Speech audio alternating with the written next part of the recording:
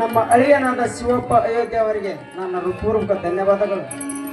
ಮುಂದೆ ಹೇಳುವುದಕ್ಕಿಂತ ಮುಂಚಿತವಾಗಿಯೇ ನಾನು ಅವನನ್ನು ಕೊಲೆ ಮಾಡಬೇಕು. ತಡ ಮಾಡಿದಷ್ಟು ನನಗೆ ಅಪಾಯ ತಪ್ಪಿದ್ದಲ್ಲ.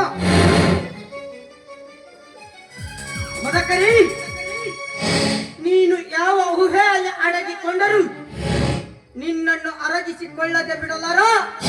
ಜಾಕಿ ಹೇಳಿದ ಕೆಲಸವನ್ನು ಮಾಡದೆ ನಿದ್ರೆ ಮಾಡುವವನಲ್ಲ. ಹೇಳು, ಯಾವ ರೀತಿಯಾಗಿ ನಿನ್ನನ್ನು ಕೊಲೆ ಮಾಡಲಿ? ನೀನು ನನ್ನನ್ನು ಕೊಲೆ ಮಾಡ್ತೀಯ? ಸಾಧ್ಯವಿಲ್ಲ.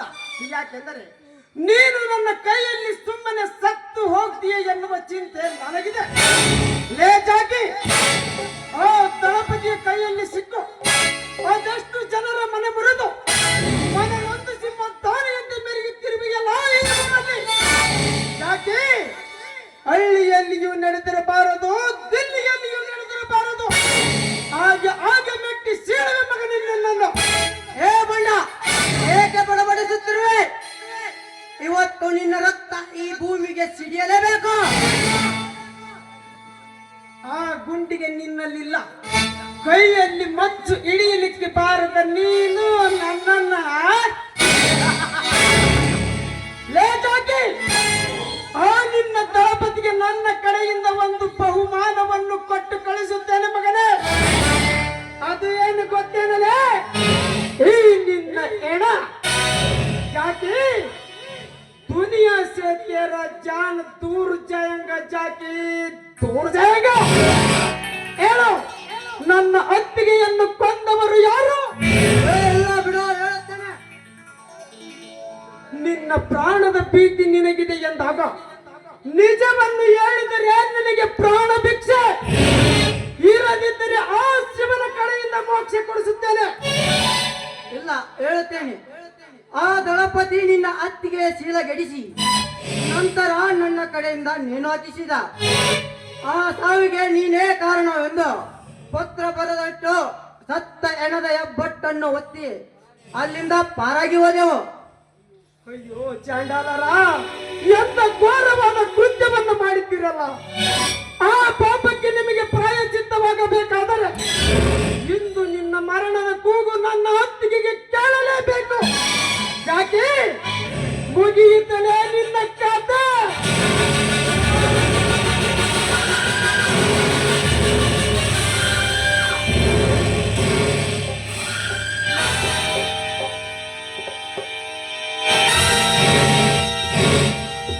ಸತ್ತ ಹೀಗೆ ಸಾಯಬೇಕು ಈ ದರಿದ್ರ ಮುಂಡೆ ಮಕ್ಕಳು. ಇನ್ನು ಮುಂದೆ ಆ ದಳಪತಿಯ ರಕ್ತದ ರುಚಿಯನ್ನು ನೋಡಲೇಬೇಕು. ಈ ಜಾಕಿಯ ರುಂಡವನ್ನು ಅವನ ಮನೆಯ ಬಾಗಿಲಿಗೆ ಕಟ್ಟಿ ಕಮಲನ್ನು ನೆಪ್ ಮಾಡಿಕೊಂಡು ಬಂದರಾಯಿತು.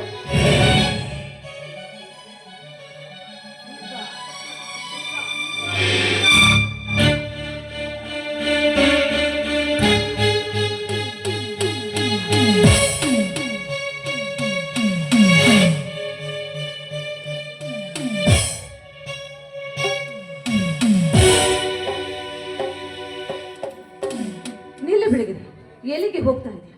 ನೋಡು, ಕಾನೂನ ಕೈಗೆ ತೆಗೆದುಕೊಳ್ಳುವುದು ಅಪರಾಧ ಅಂತ ಗೊತ್ತಿದ್ರು ಕೂಡ ಅವನನ್ನ ಕೊಲೆ ಮಾಡಿರುವುದು ತಪ್ಪಲ್ವಾ? ತಪ್ಪು ಮಾಡಿದವರು ಯಾರು ಅಂತ ಪರೀಕ್ಷೆ ಮಾಡದೆ ನನ್ನನ್ನು ಅಗ್ನಿಯಲ್ಲಿ ನೂಕಿ ನಕ್ಕಿತ್ತಲ್ಲ ಆ ನಿಮ್ಮ ಸರ್ಕಾರ, ಅದು ನನ್ನ ದೃಷ್ಟಿಯಲ್ಲಿ ತಪ್ಪು. ಸರ್ಕಾರಕ್ಕೆ ಎಂಡ ಕಂಡದ ಹೊಳೆ ಹರಿಸಿ ಸತ್ಯ ಹರಿಶ್ಚಂದ್ರನಿದ್ದನಲ್ಲ ಆ ದಳಪತಿ, ಮೊದಲು ಹೋಗಿ ಅವನನ್ನು ಅರೆಸ್ಟ್ ಮಾಡಿ. ನೋಡು, ಕಾನೂನಿಗೆ ಒಂದಲ್ಲ ಒಂದು ದಿನ ಯಾರಾದ್ರೇನು ತಲೆ ಬಾಗಲೇಬೇಕು. ಈಗಾಗಲೇ ದಳಪತಿ ಮಾಡಿರುವ ರಹಸ್ಯವನ್ನೆಲ್ಲ ಕಂಡಿಡಿದು ಫೈಲ್ ಮಾಡಿದ್ದೀನಿ. ಇನ್ನು ಒಂದು ವಾರದಲ್ಲಿ ಅವನನ್ನ ಅರೆಸ್ಟ್ ಮಾಡ್ತೀನಿ. ಆದ್ರೆ ನೀನು ಮಾತ್ರ ಅವನನ್ನ ಕೊಂದು ಕೊಲೆಗಾರನಾಗ್ಬೇಡ. ಮುಂದಿಟ್ಟ ಹೆಜ್ಜೆಯನ್ನು ಹಿಂದಕ್ಕೆ ಇಡಲಾರೆ ಮೇಡಮ್. ನಿಮ್ಮ ಕಾನೂನಿನ ಬಗ್ಗೆ ನನಗೆ ನಂಬಿಕೆ ಇಲ್ಲ. ಇನ್ನೊಂದು ಕೊಲೆಯಾದ ನಂತರ ನಾನೇ ನಿಮಗೆ ಶರಣಾಗುವೆ. ಬಿಳಿಗಿರಿ, ಸ್ವಲ್ಪ ನನ್ನ ಮಾತನ್ನ ಕೇಳು.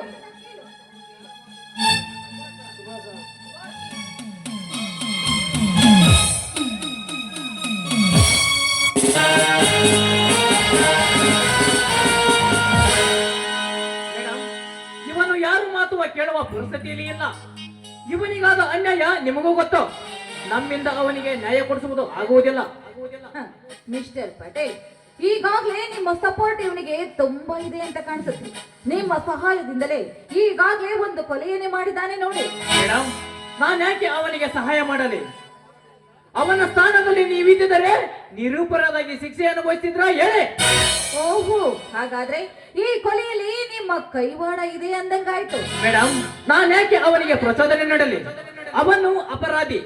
ಅರೆಸ್ಟ್ ಮಾಡು ಅಂದರೆ ಈಗಲೇ ಅರೆಸ್ಟ್ ಮಾಡುವೆ. ಆದರೆ ಅರೆಸ್ಟ್ ಮಾಡಿದರೂ ಇವನು ನಮ್ಮ ಕೈಗೆ ಸಿಗುವುದಿಲ್ಲ. ಹೌದು, ನಾ ಮಾಡಿದ ಪ್ರತಿಜ್ಞೆ ಮುಗಿಯುವವರೆಗೂ ನಿಮ್ಮ ಸರಕಾರದವರ ಅಷ್ಟೇ ಅಲ್ಲ, ಆ ದೇವರ ಅಡ್ಡ ಬಂದರು ಹಿಡಿದ ಆಟವನ್ನು ಸಾಧಿಸುವವರೆಗೂ ನಾನು ನಿಮ್ಮ ಕೈಗೆ ಸಿಗುವುದಿಲ್ಲ. ನೋಡಿ ಮೇಡಮ್, ಈ ಜಾತಿಯ ರುಂಡವನ್ನು ಅವನ ಮನೆಯ ಬಾಗಿಲಿಗೆ ಕಟ್ಟಿ ಅವನ ತಿಥಿ ಮಾಡಲು ಆಮಂತ್ರಣ ಕೊಟ್ಟು ಬರುವೆ. ಮಿಸ್ಟರ್ ಪಟೇಲ್, ಇಷ್ಟೇ ಆಗ್ಲಿ ನಾವು ಅಧಿಕಾರಿಗಳು. ಈ ದುರಂತ ನಮ್ಮ ಕಣ್ಣ ಮುಂದೆ ನಡೀತಾ ಇದ್ರೆ ಅದನ್ನ ತಪ್ಪಿಸ್ಲೇಬೇಕು. ಹೇಗಾದ್ರೂ ಮಾಡಿ ಈ ಬಿಳಿಗಿರಿಗೆ ಸ್ವಲ್ಪ ಬುದ್ಧಿ ಮಾತನ್ನ ಕೇಳಿ. ಬುದ್ಧಿ ಹೇಳುವ